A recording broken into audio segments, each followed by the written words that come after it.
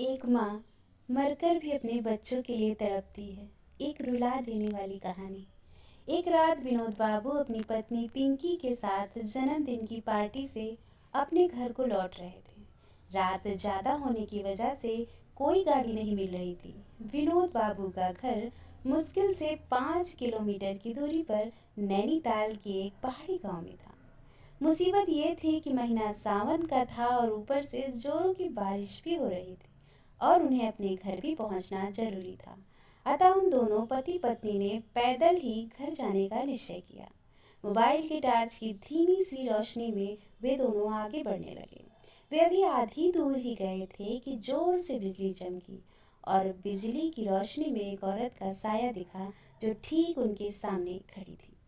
इस सुनसान सी सड़क पर रात के अंधेरे में अकेली औरत को देखकर उन्हें डर लगा और मन में तरह तरह के विचार लाने लगे कि कहीं ये कोई खैर जो भी हो देखा जाएगा।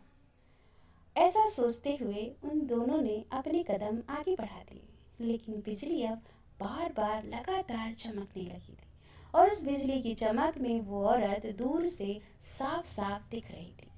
वो औरत उन्हें रुकने का इशारा कर रही थी।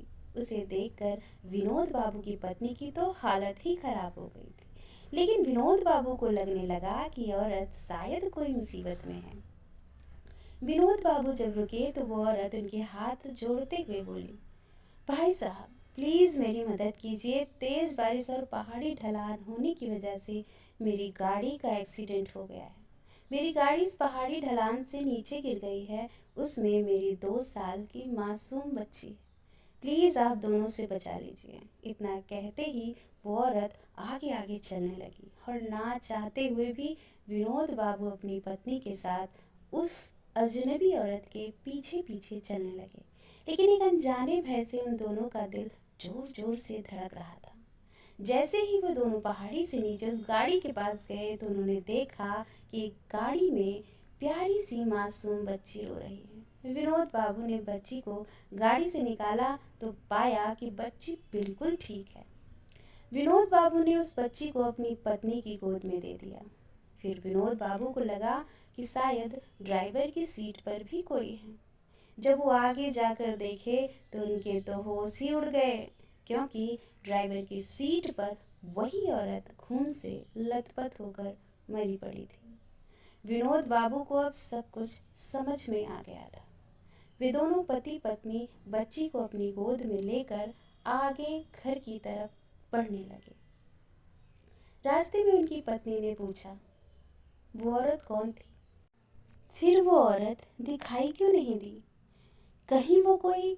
इस पर विनोद बाबू बोले, वो एक माँ थी, मर कर भी अपने बच्चे के लिए तड़पती है जो, वही एक माँ थी वो। दोस्तों, अगर कोई मुसीबत में हो तो उसकी सहायता अवश्य करें। क्या पता आपकी छोटी सी मदद किसी की ज़िंदगी बचा ले।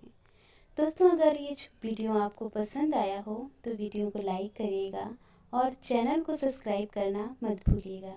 कहानी सुनने के लिए आपका बहुत बहुत धन्यवाद।